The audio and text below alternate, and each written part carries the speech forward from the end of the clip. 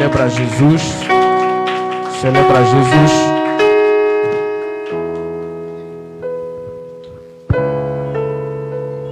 A paz do Senhor. A paz do Senhor, igreja. Amém. São 14 ou 15 horas. O bicho já está a incomodar, né? O bicho está a incomodar. Não vou poder.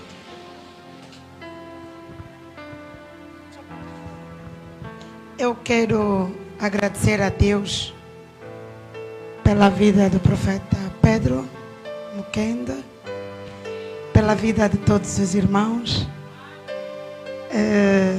Eu recebi o convite no início do mês de março. Estivemos juntos no dia 9, com o início de uma atividade do especial Março Mulher.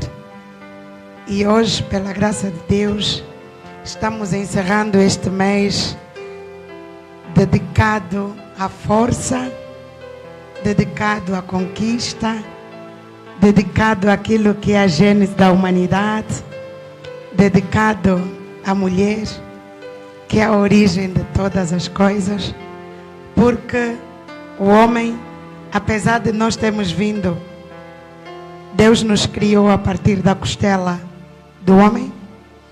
A Bíblia diz que o homem é nascido de mulher.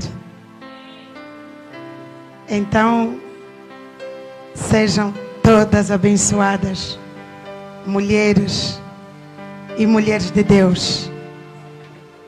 Homens, sejam todos abençoados, pois nascestes de uma mulher, crescestes pelo cuidado de uma mulher, e hoje são o que são, porque uma mulher largou e abandonou muitas atividades para cuidar a ti, homem. Então, Deus seja louvado pela vida de toda mulher presente nessa sala, pelos testemunhos que nós ouvimos. E eu estava aqui a fazer força para o irmão que testemunhou sobre a recuperação da sua visão, quando dizia: já é força do hábito usar os óculos, mas eu consigo ler sem os óculos, também posso tirar. E eu dizia: tire mesmo, tire mesmo, mostre ao mundo o milagre que Deus fez na tua vida. Porque eu me lembro que no dia que isso aconteceu, ainda dizia que usava 2 óculos para ler, e quando o profeta orou por si, conseguiu ler sem nenhum óculo. Saiu de 2 e sem nenhum óculo. Então, deixe esse hábito, a menos que sejam óculos de sol, mas mostre ao mundo o milagre que Deus fez na sua vida. Amém? Durante a nossa vida, nós temos estado a ouvir o valor que nós temos, mulheres. Durante o mês de março, muito ouvimos falar sobre o valor da mulher, porque todas as atividades que são feitas, quer nos nossos locais de trabalho, nas igrejas, nas escolas, estão relacionadas a enfatizar o valor da mulher. No dia 9, falamos sobre o papel da mulher na igreja e na sociedade. E hoje, pela orientação do profeta Pedro, disse que podíamos falar da mulher moderna à moda antiga. Parece um paradoxo, parece um contraste, mas é para dizer que a mulher pode continuar a ser a mulher original, mas acompanhando a modernidade, acompanhando a globalização. E para falar de mulher moderna, moda antiga, eu quero falar da interseção entre os valores tradicionais e as conquistas modernas da mulher.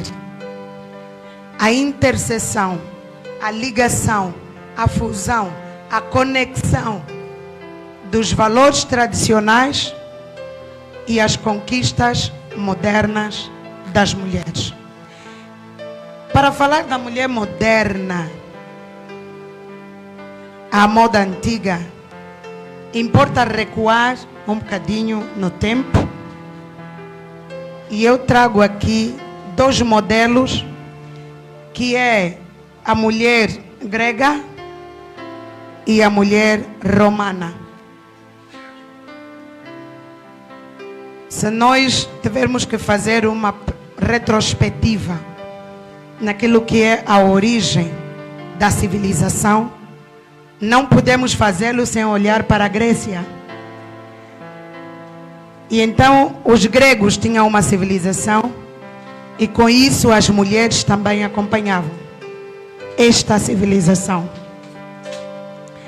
Aqui nós temos um slide que nos diz que na Grécia Antiga as mulheres não possuíam direitos políticos, mas desempenhavam papéis muito importantes em várias áreas da vida privada, quer na vida da família, quer na vida privada, como trabalhadora, pacificadora, coordenadora, comerciante ou várias outras atividades.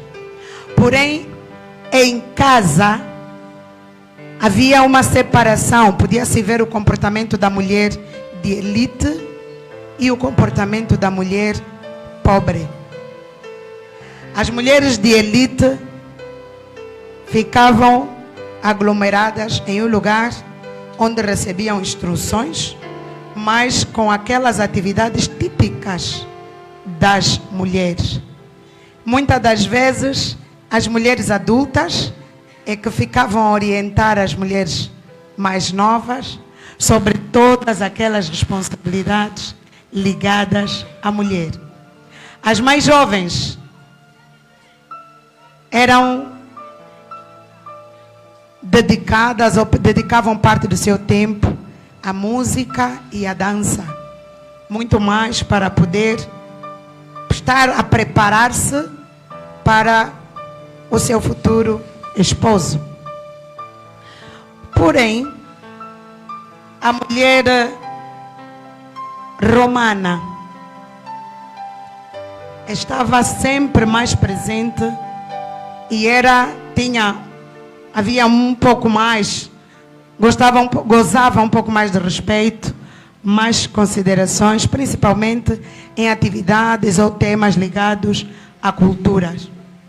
As raparigas normalmente eram separadas dos rapazes. Os homens estavam sempre preparados para atividades de guerra, arma, conhecimento sobre a política, enquanto as mulheres, como acontecia na Grécia, dedicavam-se à dança, à música. As outras mulheres tinham que estar preparadas para cuidar dos escravos, para tecer, porque são as mulheres que preparavam a lã ou o tecido para as próprias roupas. Administrar, tinham aulas para poder administrar o seu lar, quer material, quer financeiramente. Porém, de um tempo para cá, as mulheres têm sido conotadas já na nossa geração, têm sido conotadas como mulheres que estão distribuídas em diferentes atividades, porém aquelas que estão simplesmente ligadas à atividade doméstica. A mulher não tinha o direito de estar em convívio com os homens, não tinha o direito de conversar ou falar, ou direito à palavra nos onjangos, e a única preocupação da mulher era servir o esposo, servir os filhos, educá-los e cuidá-los. Eu coloco essa imagem apropriadamente, onde vocês veem que parece que a mulher tem 8 braços, porque enquanto está a cozinhar, pode lavar a roupa, pode cuidar da criança, pode controlar o bebê, está a amamentar, mas também está a ver o que o marido precisa. Então a mulher tem esta capacidade de fazer várias coisas em simultâneo. E é por isso que esta mulher tem um papel muito importante na estruturação das famílias. No passado, o homem era considerado patriarcado, ou seja, aquele que é responsável pelo sustento da família, nada fora daquilo que Deus definiu, certo? Porque Deus define o homem como provedor de casa. E a virtude das mulheres era simplesmente reproduzir, ser perfeita e ser protetora. Há também um artigo que foi publicado por uma autora brasileira, Arilda Ribeiro, que afirma que durante muitos anos, muitos séculos, as mulheres eram enxergadas da mesma forma que se enxergava crianças ou pessoas inúteis. Inúteis, no caso, ela apontava aquelas pessoas que tinham problemas mentais. A mulher era vista como um ser inferior e que tudo que ela faz tem que ser antes orientado e não pode ser proativa. Há um termo que esta autora utiliza, que as mulheres eram mesmo vistas como seres imbecis, sem prestígio, sem utilidade. Porém, esta análise, sendo um pouco mais profunda, se dá conta que aquele ser que nós chamamos como um ser imbecil, aquele ser que nós comparamos como criança ou com pessoas que têm problemas mentais, é justamente o mesmo ser que participa na construção de um novo ser. Dali que houve então a preocupação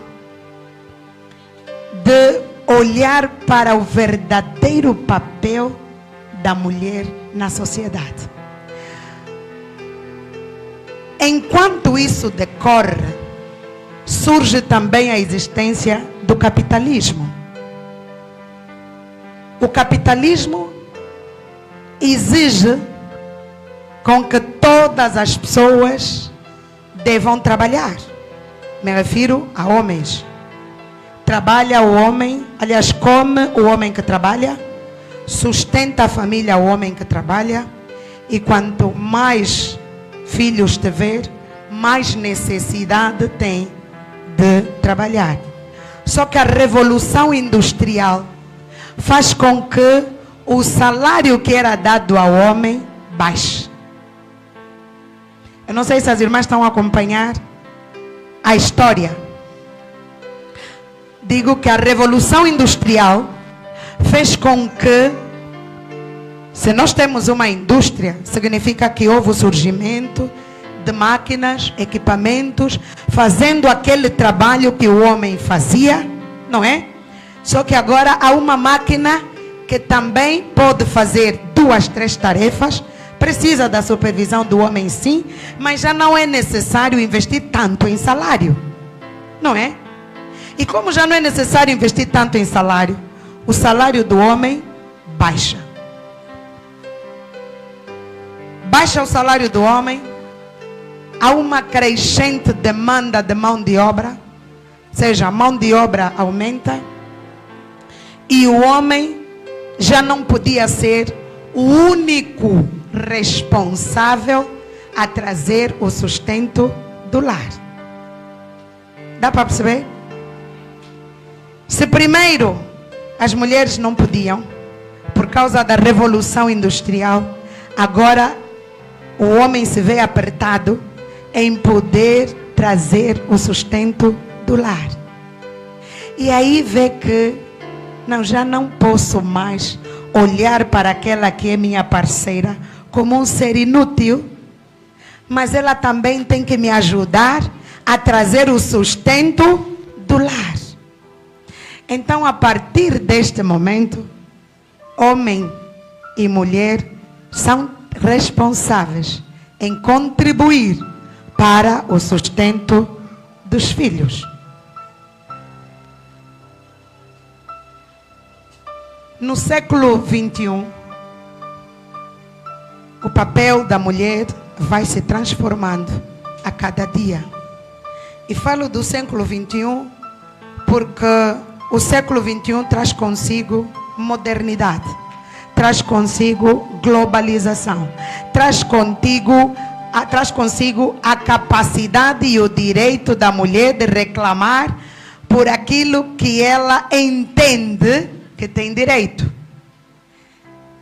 E então existiram nesse novo século novas leis que contribuíram para a igualdade de gênero, que abordaram a igualdade profissional. As mulheres começaram a reclamar a questão da violência doméstica. As mulheres começaram a participar em todo o processo de educação, de cultura e também no âmbito da política.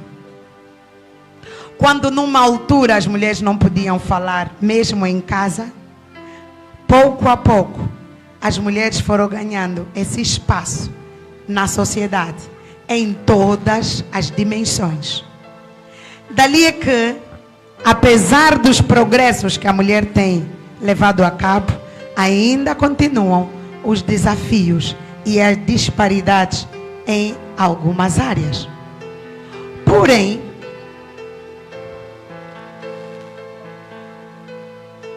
a mulher foi aceitando, aproveitou esse contexto da revolução para entrar de uma forma maciça. Entrou no mercado de trabalho, aumentou os seus direitos, reclamou os seus direitos, e foram criando os grupos chamados grupos feministas, que a partir desses grupos feministas começamos a fazer a confusão da gênese da criação da mulher. Aquele ditado que dizem, quando alguém te dá, alguém está a lhe dar a mão e quer receber o braço, não é? Lhe dá o braço e quer receber o corpo todo. Aproveitando esta oportunidade que as mulheres tiveram de poderem entrar no mercado de trabalho, elas entram com muita força e começam a analisar aquilo que realmente deviam conquistar, os campos que deveriam conquistar, e dali entram na modernidade em entender que na verdade há muitas outras questões que a mulher não devia ficar de parte, mas sim devia participar em todos os processos. Dali que a mulher entra no ramo da educação, entra no ramo da saúde, entra no ramo da cultura, entra nas artes, mas vai mais longe, vai e entra também no campo da política. Porque se as irmãs olharem para a história, veem que houve uma época que, apesar das mulheres já terem direito à palavra, não tinham direito a voto. Mas com o tempo elas foram entrando também no campo político. Aquele campo que inicialmente era apenas privilégio dos homens. As mulheres entram neste campo. Mas eu pergunto aqui às irmãs: é positiva esta evolução ou não? É positiva esta evolução? É? Há riscos? Não há riscos? Há riscos. A irmã disse que tem riscos. A irmã pode nos dizer qual é o risco? Por favor, pelo menos 1 ou 2 riscos. Normalmente nós, as mulheres donas de casa, eu falo no meu ponto de vista, eu acho que um dos riscos com o trabalho é trabalhar e conciliar a casa. Porque é algo que nós sentimos, parece que no final do dia, tipo, peso enorme para nós. Trabalhar, sustentar, lavar, engomar, cozinhar. No final das contas, nós sempre saímos mesmo com muita dificuldade. Amém? Conseguiram perceber o que a irmã quis transmitir? Alguém entende que há um risco? Alguém mais? Alguém mais entende que há risco? Essa participação da mulher e a atividade da mulher, deixando a atividade doméstica, passando para a atividade profissional. Essa questão que a irmã colocou, e muito bem colocada, já foi analisada, e já há alguns anos, os Estados Unidos, grupos de mulheres decidindo recuperar a dignidade das mulheres, entenderam criar associações, e essas associações tiveram o privilégio de entrar em discussão com os governos para permitir que as mulheres tivessem atividades não muito apertadas fora de casa, elaborar, ou seja, definir atividades que as mulheres pudessem fazer dentro das suas próprias casas, no seu ambiente doméstico, para permitir que as mulheres tenham realmente tempo para si e para domesticar a família. Por quê? Porque toda atividade, eu costumo dizer que se tivéssemos que atribuir um salário, se tivéssemos que atribuir um salário à atividade doméstica, a mulher, por ser dona de casa, seria o maior salário da função pública. Porque a atividade doméstica não termina, a atividade doméstica não tem preço. A minha mãe costuma dizer que a atividade doméstica dá-se por terminado, não termina. É você que tem que dizer: não, por hoje chega. Não, ainda estou cansada, vou repousar. Porque o trabalho doméstico não termina. Há sempre um prato para lavar, um chão para limpar, uma roupa para engomar. E quando era mais jovem, participei ou me inscrevi num curso que a igreja dava, chamava-se Curso de Formação Feminina, e tínhamos nesse curso a administração do lar. E a nossa formadora dizia assim, nós perguntávamos: ok, vamos supor que eu já lavei a roupa, já limpei o chão, já cozinhei, agora posso descansar? Não, tem que olhar sempre. Vai agora para a roupa do marido, vai verificar se toda a camisa tem os botões, vai verificar se as calças, as bainhas estão bem postas, vai verificar se o vinco está bem colocado, ou seja, a atividade da mulher é constante. E então é realmente pesado quando nós temos a atividade fora de casa e depois colhemos a atividade dentro de casa.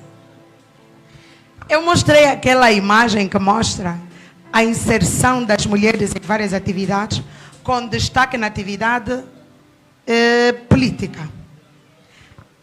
Angola também foi acompanhando esta evolução. Embora existam algumas comunidades que são ainda conservadoras e mantêm ainda esta tradicionalidade e a preservação do papel original da mulher, na zona urbana já temos estado a acompanhar a evolução que se verifica em outros países. Dali que nós também temos mulheres que estão envolvidas na atividade política. E eu quero fazer aqui o ensaio com as minhas irmãs. Trago aqui algumas imagens e as irmãs vão identificar. A imagem não está lá tão boa, mas vão identificar. Conseguem ver a imagem? Estou a falar do âmbito político. Mulheres que entraram na dimensão da atividade política e hoje representam as mulheres angolanas. Nós sabemos que temos um presidente da República, certo? Depois do presidente da República temos também vice-presidente. E quem é vice-presidente? É uma mulher. Vice-presidente da República. E ainda temos um órgão que nós chamamos órgão legislativo. Dentro daquilo que é a nossa Carta Magna ou Constituição da República de Angola, chamamos a Carta Magna. Está claro ali que em Angola existem 3 poderes, certo? Soberanos: o poder executivo, o poder legislativo e o poder judicial. O poder legislativo é aquele que desenha todas as leis. É aquele que define as leis que vão governar o país. E nós temos como cabeça desse poder também uma mulher. Sabemos os nomes, né? Como é que se chama a vice-presidente? Mulheres. Mulheres. Como é que se chama a vice-presidente de Angola?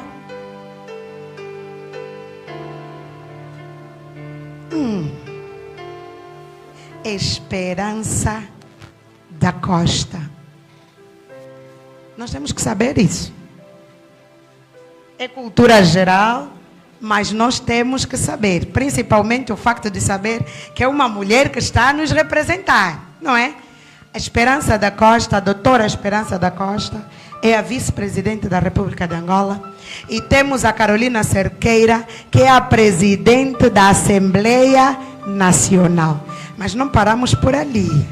Ainda temos as ministras que governam alguns ministérios.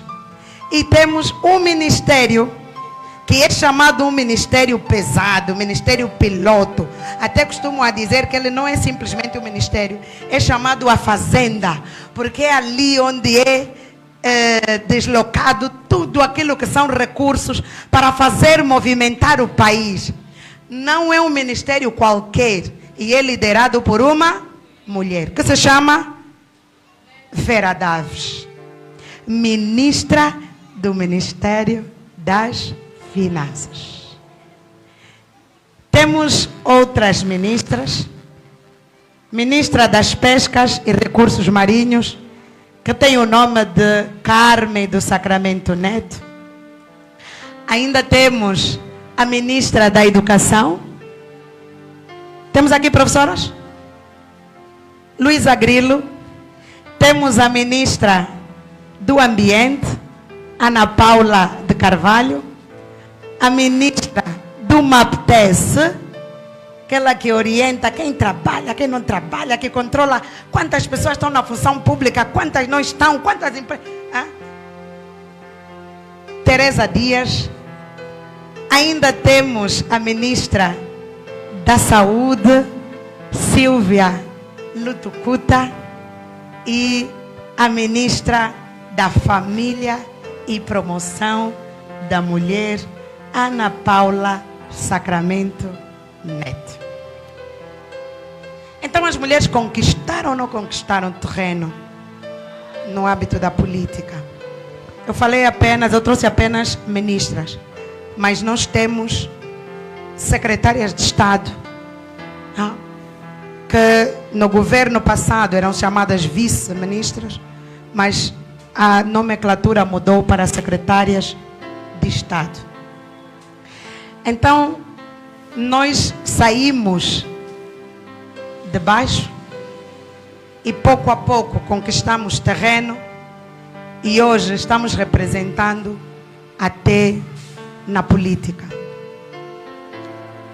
As mulheres foram se envolvendo cada vez mais nessa atividade, mas eu pergunto, o espaço que as mulheres conquistaram, haverá algum perigo nisso? Haverá perigo nessa conquista? E essa pergunta é respondida em parte por aquilo que disse a irmã, e porque à medida que a mulher passou a ocupar posições de destaque, quer na política, quer nos negócios, quer na ciência, quer na cultura, desafiou as normas tradicionais. E existem até avanços na ciência que começam agora a descobrir uma forma de que, se não aparece uma mulher natural, podemos também ter mulheres artificiais. Essas mulheres artificiais estão começando. Estamos agora neste século, onde é o prenúncio da tecnologia, e à medida que o tempo vai passando, a tecnologia vai tomando lugar. Depois chegará o momento que a robótica estará ocupando o espaço dos humanos. A robótica estará tirando emprego dos humanos. Porque numa empresa onde eu tenho 300 trabalhadores e ali a robótica ou a ciência me permite ter 2 robôs que me fazem atividade de 150 trabalhadores, eu estou em capacidade de dispensar os 150 funcionários e trabalhar com esses 2 robôs. Os avanços que a ciência nos coloca está também a criar uma desestruturação das famílias. Já há algum tempo, Pio XII atribui a responsabilidade das igrejas e diz que o cristianismo foi o primeiro elemento a destacar o valor das mulheres. Mas quando ele destaca esse valor das mulheres, está a exaltar primeiro a sua capacidade de ser reprodutora, portanto, de dar à luz, aquele ser que, depois de dar à luz a um filho, alimenta este filho, cuida deste filho e dá educação. Porque sabe que é justamente este filho que vai promover um novo ser. Mas eu trago aqui alguns elementos: emancipação, igualdade, equidade e submissão. Estes conceitos são trazidos agora em pleno século XXI, quando nós falamos de mulher moderna. Então dizemos que a mulher moderna é aquela que é emancipada, não é? A mulher moderna é aquela que é emancipada. A mulher moderna luta pela igualdade de direitos. A mulher moderna tem equidade. É aquela que sabe justamente que a tarefa que está a fazer merece a remuneração X no mesmo patamar que os homens. A mulher moderna é aquela que tem um conceito um bocadinho diferente daquilo que é a gênese da palavra de submissão. O que é ser submissa? O que é ser submissa?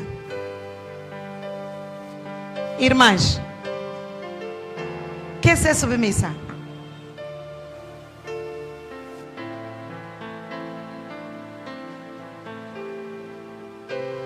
Faz favor.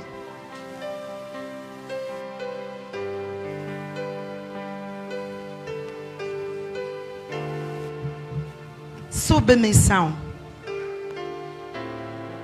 A irmã, por favor. No meu entender, ser submissa é tipo uma mulher que depende.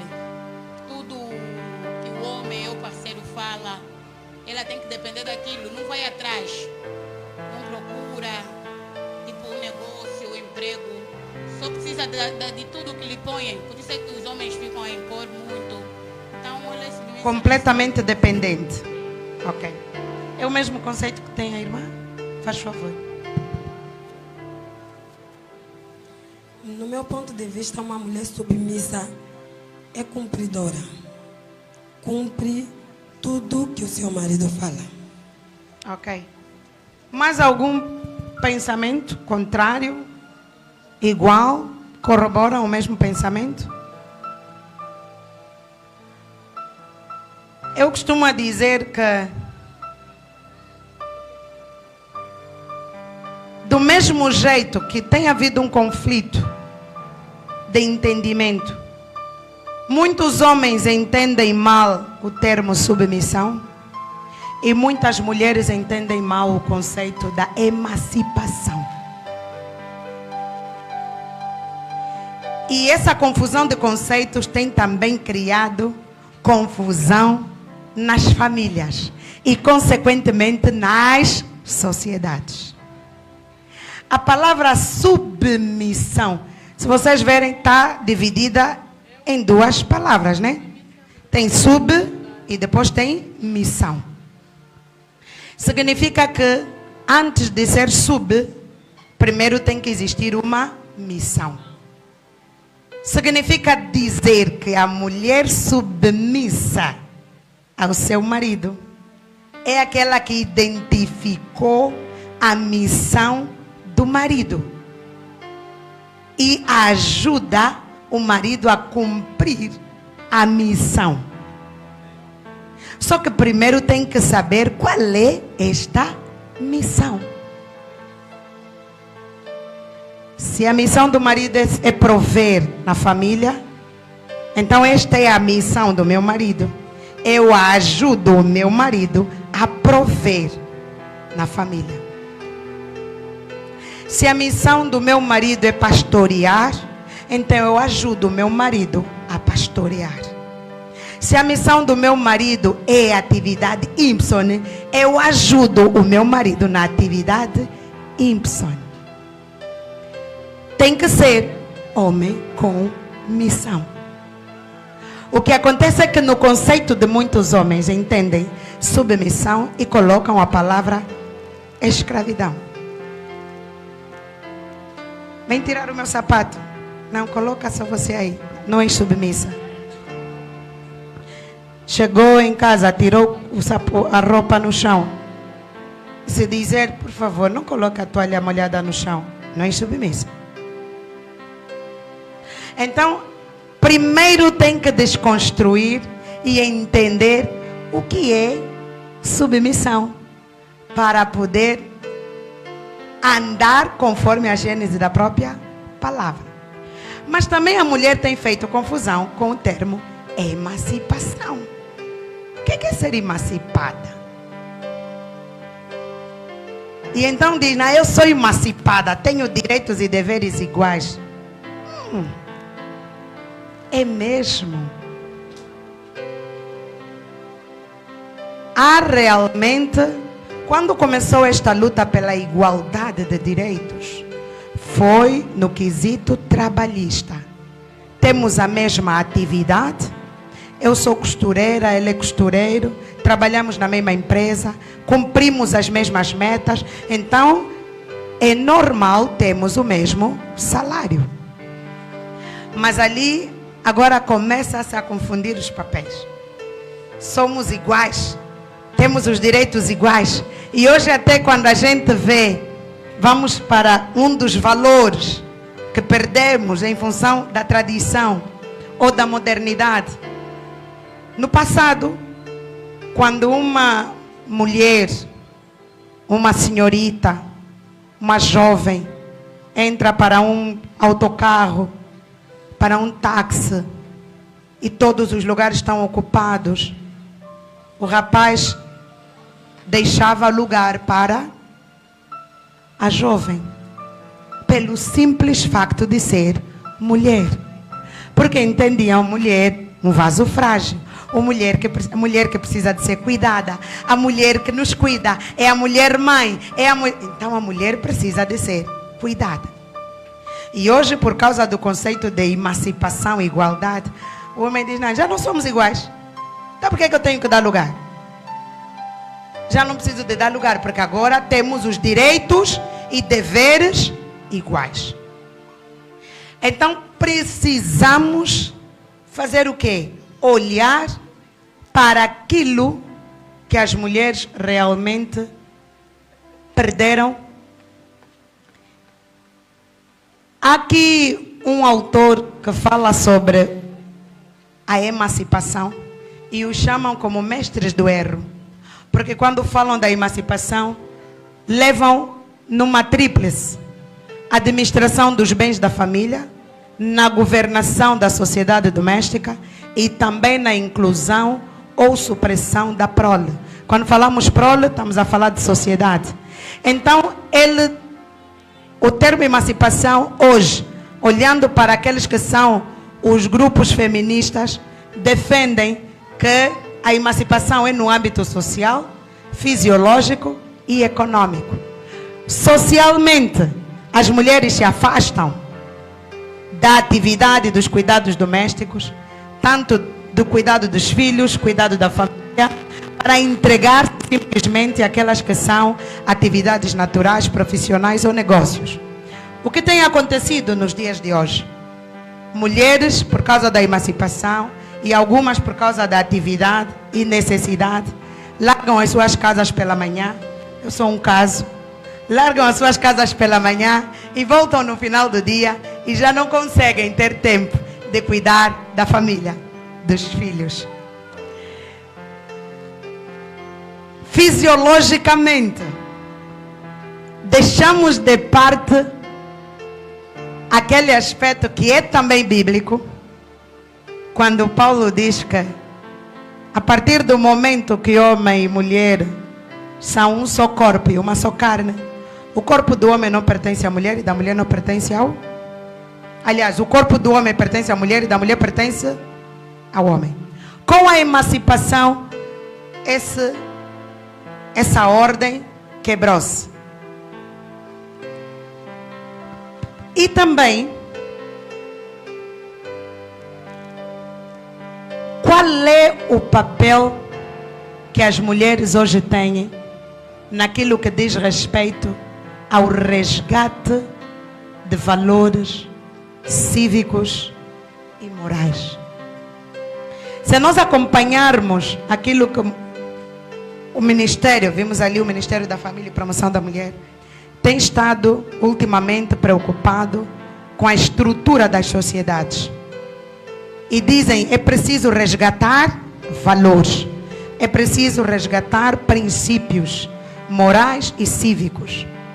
Se nós fazemos uma análise sobre os valores que precisam de ser resgatados, podemos apontar a questão da honestidade, o respeito, a responsabilidade, a tolerância e a humildade.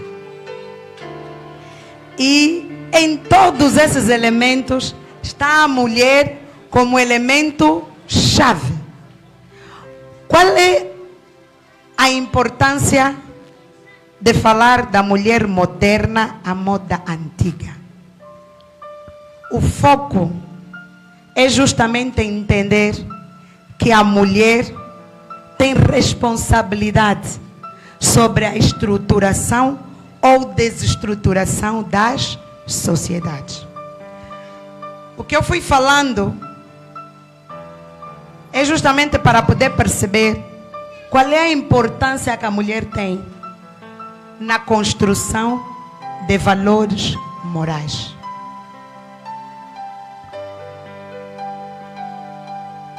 É a mulher que molda uma sociedade. Porque a sociedade é feita de famílias e famílias é constituída por pais e filhos. Se nós, como mulheres, não conseguimos ter tempo para educar os nossos filhos, que sociedade nós queremos neste mundo moderno? Podemos acompanhar a globalização? Sim. Podemos acompanhar a modernidade verificada em outras latitudes? Sim. Mas é importante olhar para aquilo que são os nossos valores tradicionais. E quem é que tem este papel? A mulher. Então é você, mulher, que tem que olhar para aquilo que esta geração vai ser. Eu hoje, quando olho para a nossa juventude, eu digo, eu tenho receio do que será a geração seguinte. Porque nós hoje estamos numa sociedade onde os nossos jovens esqueceram essas palavras mágicas. Já não se ouve isso. Obrigado, por favor. A saudação. Pedir licença quando quer algo. E parte da onde? Das nossas próprias casas. Durante o dia, através das nossas responsabilidades que a modernidade nos trouxe, não temos tempo de andar com os filhos e levá-los a este tipo de educação. Mas o que é que nós podemos fazer para poder resgatar esses valores? É tarefa do governo? É tarefa de quem? É tarefa de quem? É responsabilidade dos pais.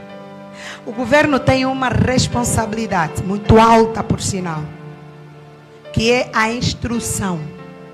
A instrução que é dada na escola, em sala de aulas. Mas a educação começa em casa. A educação parte dos pais. Criança que não é educada em sua própria casa não consegue ter educação fora de casa. Não tem essa coisa de dizer que não, em casa ele não se comporta assim. Como é que na rua se comporta assim? Não. As famílias ou as sociedades são construídas por famílias. Se nós temos aqui 10, 15, 20 famílias e cada uma dessas famílias ter um princípio diferente, ter uma consideração diferente, ter uma atenção diferente para os seus próprios filhos, estaremos pouco a pouco construindo novas sociedades. Está certo que precisas de ir à praça, está certo que precisas de ir trabalhar, precisas de cumprir outras responsabilidades que a sociedade te impute, mas também é importante saber que não te foi retirada a responsabilidade de educar os seus filhos. Não te foi retirada a responsabilidade de cuidar da estrutura das famílias. A estruturação das famílias está nas mãos das mulheres. E por isso termino dizendo, seja assim uma mulher moderna, seja assim uma mulher de progresso, seja assim uma mulher proativa, seja assim uma mulher capacitada, seja assim uma mulher emancipada, Seja assim uma mulher igualitária, mas não esquece a gênese da sua criação. Mulher é mãe, mulher é cuidadora, mulher é formadora, mulher é construtora, mulher é, como disse o profeta Pedro, quando falou da virtude no dia, da mulher virtuosa no dia 9, de que a mulher carrega consigo um exército. Mulher é um exército. E então, se a mulher é um exército, há muitas responsabilidades sobre este exército. Então, vamos acompanhar, sim, a dinâmica da vida, mas recordemos sempre o papel que nós temos na conquista, na reestruturação, na recuperação dos valores cívicos e morais. Amém? Bem forte para Jesus. Coloca-se em pé. Quem foi abençoado, abana as mãos, diga obrigado, Jesus. Obrigado, Jesus. Aleluia. Fica de pé onde você está. Agradeça a Deus pelo conhecimento. Agradeça a Deus por esse momento da palavra. Oremos em nome de Jesus Cristo. Abra a tua boca, não fica cansado.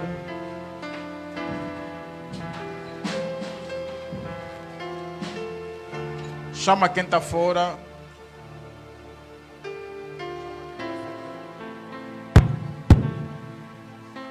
Todos os momentos são abençoados.